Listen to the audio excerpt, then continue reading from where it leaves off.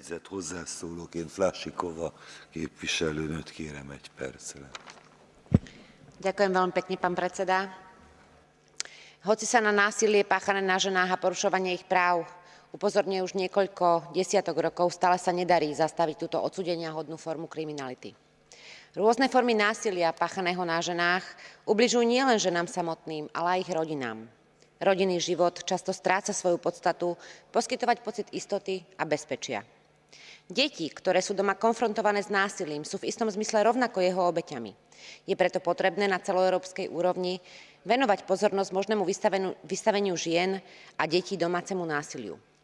V prípade starších žien alebo žien telesne či duševne oslabených je problém sebaobrany a ochrany vlastných záujmov ešte oveľa komplikovanejší.